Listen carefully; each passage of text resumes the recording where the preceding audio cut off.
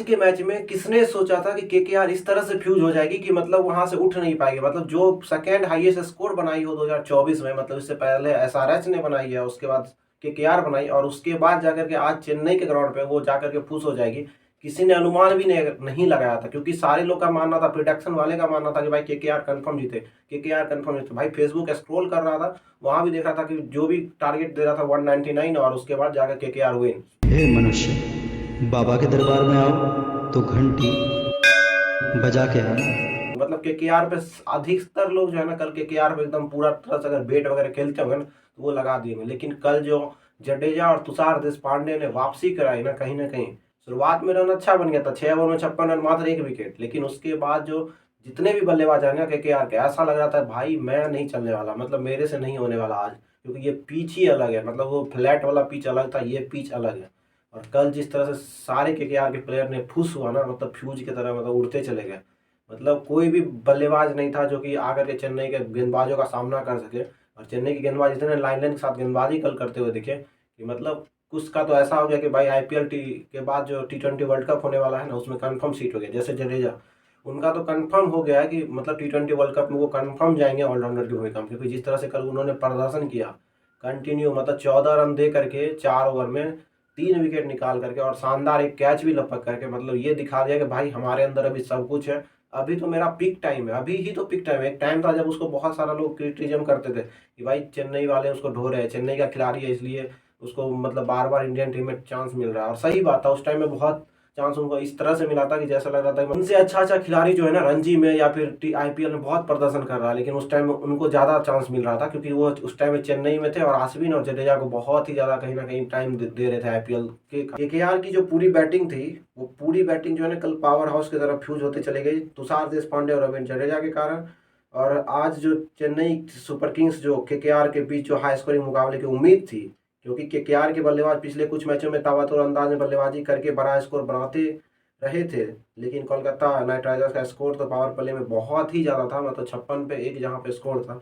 लेकिन उसके बाद पावर प्ले जैसे खत्म होता है, उसके बाद बल्लेबाजी जो है ना केकेआर की पटरी पर से उतर जाती है, और ऐसा उतरती है कि उसके बाद वापसी करना भी मुश्किल हो जाता है। जहाँ पे फिलिप सॉल्ट पहली गेंद पे तुषार देशपांडे के गेंद पे तो आउट तो हो जाते हैं, लेकिन उसके बाद नरेन और रघुवंशी ने इस तरह से अच्छा स्टार्ट देता है कि पावर प्ले में जो ठीक ठाक स्कोर चाहिए था 60 रन 70 रन के आसपास का, करीब करीब लगभग 56 रन के आसपास पहुंचा करके कहीं ना कहीं एक राहत का सांस देता है कि चलो 1 विकेट गिरने के बाद भी है ना दोनों ने अच्छी बल्लेबाजी की। लेकिन पावर प्ले जैसे खत्म होता है, जैसे जडेजा के हाथ में गेंद मिलता है, और उसके बाद जो जडेजा ने कमाल करते हैं कि मतलब का ही बोले। जडेजा ने 4 ओवर में 18 रन देकर 3 विकेट लिए। आखिर में केकेआर के दोनों फिनिशर जो थे आंद्रे रसेल और रिंकू सिंह, उन दोनों का भी बल्ला कल नहीं चला। और कल पहली बार ऐसा हुआ कि आंद्रे रसेल और रिंकू सिंह को जो है ना इस तरह से स्ट्रगल करते हुए देखा गया, मतलब बहुत दिनों के बाद ऐसा कभी नहीं देखा गया। मतलब मुझे लगता है जहां तक कि बहुत कम रेयर में देखा गया, किसी किसी दिन देखा गया कि रसल और रिंकू सिंह इस तरह से स्ट्रगल कर रहे हैं। खासकर रिंकू सिंह को कल जिस तरह से स्ट्रगल करते हुए देखा गया ना,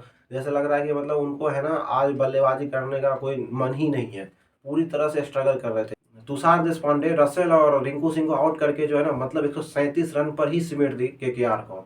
और केकेआर जो सोच रही थी कि मतलब कम से कम 200 प्लस का टारगेट रहेगी, केकेआर के समर्थक समझ रहे थे कि चेन्नई के ग्राउंड पे चेन्नई के जो स्पिनर होंगे उनको तो कम से कम इस तरह से रिंकू सिंह और रसेल इस्तेमाल करेंगे कि मतलब इस तरह से इस्तेमाल करेंगे कि चेन्नई वाले ने सोचा नहीं होगा। कम से कम 220 230 का टारगेट एकदम कंफर्म लेके चल रहे थे केकेआर के फैंस सब।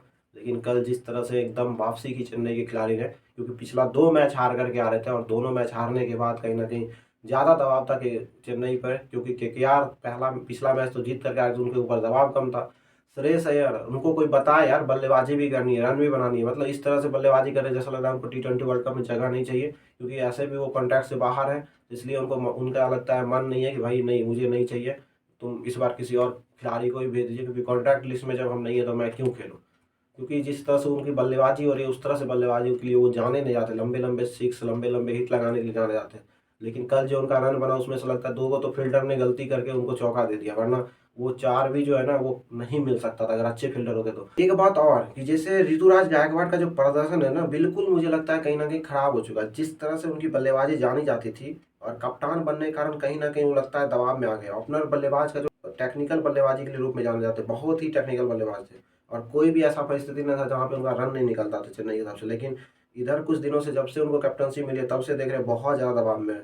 और ऐसा एक बार और देखा गया जब एशियन गेम्स में नेपाल के सामने में 25 बॉल में 23 रन मारे थे, उस टाइम में भी लोग को लगा था यार मतलब कैप्टन मिलने के बाद दबाव बहुत ज़्यादा हो जा रहा है। क्या होगा कि ऋतुराज गायकवाड़ अपने आप को खुद को मतलब खुल करके कप्तानी नहीं कर पाएंगे, तो कहीं ना कहीं थोड़ा सा देखना होगा। लेकिन कल जो चेन्नई और केकेआर का मैच था बहुत ही रोमांचक मैच था, लेकिन ऋतुराज गायकवाड़ ने जिस तरह से बल्लेबाजी की, ठीक ठाक बल्लेबाजी की। और कल एक चीज़ और देखा गया कि चेन्नई के जो बल्लेबाज थे, खासकर अजिंक्य रहाणे को रोका गया। और जो पिछले वाले मैच में मैंने बताया था कि अजिंक्य रहाणे को आप नंबर 4 की जगह नंबर 3 की जगह नंबर 4 या 5 पे लाइए, उनको दीजिए टाइम कि भाई आपके पास 10 बॉल है, 10 बॉल में आपको जो हिट खेलना है 15 20 30 35 जितना मार सकते हैं उतना मारिए। ज़्यादा बॉल उनको दे देते हैं, इस कारण से उनका जो है ना डिफेंसिव आइडिया आ जाता था। इसलिए कोशिश करिए उनसे पहले डेरियल मिचेल को भेज दें। डेरियल मिचेल थोड़ा सा लंबा भी खेलेंगे और थोड़ा सा हिट भी वो खेल सकते हैं अभी, क्योंकि वो इंटरनेशनल नेशनल में वो अभी खेलते हुए आ रहे हैं बहुत दिनों से। हाँ, आईपीएल में हो सकता है लंबा पारी नहीं खेल पाए, लेकिन जिस तरह से कल भी उन्होंने बल्लेबाजी की, कहीं ना कहीं एक शानदार बल्लेबाजी कही जा सकती है। कल चेन्नई की तरफ से जो स्कोर था 137 रन का पीछा करने जब उतरी, तो उनके रचिन रविंद्रा जो कि 8 बॉल में 15 रन बनाए 3 चौके की मदद से, जिनको कि वैभव अरोड़ा ने आउट कर दिया। उसके बाद 58 गेंद में 67 रन, मतलब ऋतुराज गायकवाड़ ने बहुत ही स्ट्रगल कहीं ना कहीं कल कर रहे थे, लेकिन रन कम था, इस कारण से उनको उनके ऊपर दबाव बहुत कम थी। बाकी डेरियल मिचेल आते हैं 19 बॉल में 25 रन, 1 छक्का और 1 चौका मारते हैं। शिवम दुबे आते हैं इम्पैक्ट प्लेयर के रूप में 18 बॉल में 28 रन, 1 चौका 3 छक्का, जो कि तीनों गगनचुंबी छक्के थे। और उसके बाद आते हैं थाला भाई, जो कि 3 बॉल में मात्र 1 रन बनाते हैं। ऐसे स्कोर कम था, रन कम था, तो कहीं ना कहीं उनको 3 बॉल भी मिली, तो मुझे लगता है कि 1 रन भी बनाए तो काफ़ी है। बट लेकिन आप उससे अच्छा सा विकेट कीपर आपके पास पड़ा हुआ है, अगर आप चाहें तो आप विकेट कीपर के रूप में इस्तेमाल कर सकते हैं। बाकी केकेआर की जो बैटिंग लाइनअप थी, वो तुषार साल्ट जो है पहले ही 0 रन का आउट हो गए। नरेंद्र 27 रन बनाए 20 बॉल में 3 चौके और 2 छक्के की मदद से। रघुवंशी आते हैं 18 बॉल में 24 रन, ठीक ठाक बल्लेबाजी कही जा सकती है, 3 चौके 1 छक्का। श्रेयस अय्यर 32 बॉल में 34 रन, मतलब स्ट्रगल करते हुए अभी भी दिख रहे हैं। श्रेयस अय्यर अभी उस तरह से फॉर्म में नहीं दिख रहे हैं जिस तरह से रहना चाहिए। 3 चौके ही मारते हैं, उसमें भी 2 चौका मुझे लगता है गलत से ही, मतलब गलत फील्डिंग के कारण गई। उसके बाद वेंकटेश अय्यर आते हैं 8 बॉल में 3 रन, बहुत ही ज़्यादा स्ट्रगल करते हुए देखिए रविंद्र जडेजा उनको आउट कर दिया। रमनदीप आते हैं 12 बॉल में 13 रन। 14 बॉल में रिंकू सिंह 14 बॉल में 9 रन, मतलब लोग को लगता है कि भाई रिंकू सिंह अब जो है ना लग रहा है कल फॉर्म में नहीं था, लेकिन रिंकू सिंह कोई ने वापसी करेंगे। रसल 10 बॉल में 10 रन। अनुकूल राय जो कि इम्पैक्ट प्लेयर के रूप में आते हैं 3 बॉल में 3 रन, और स्टार्क 3 बॉल में 0 रन। वैभव अरोड़ा 1 बॉल में 1 रन। मतलब जो पिछले मैच में इतना हाईएस्ट स्कोर के करीब पहुंच करके मतलब मैच अपने नाम की थी, और वही कल टीम इस तरह से स्ट्रगल करी थी, जैसा लग रहा था उनका 10वां विकेट भी गिर जाए। अगर अनुकूल राय को बीच में नहीं डाला जाता इम्पैक्ट प्लेयर के रूप में, तो कन्फर्म था कि 10वां विकेट भी वहाँ पे कहीं ना कहीं चेन्नई की टीम गिरा देती। और कहीं ना कहीं कल ऐसा होता कि पूरी तरह से जो है ना 19 पॉइंट कुछ ओवर में मतलब पूरी तरह से टीम को ऑल आउट कर चुकी होती। लेकिन अनुकूल राय आते हैं, थोड़ा सा बॉल खा लेते हैं, थोड़ा सा बॉल को खेल लेते हैं, इस कारण से कहीं ना कहीं चेन्नई जो है, चेन्नई के गेंदबाज जो है वहाँ पे नहीं गिरा पाते विकेट।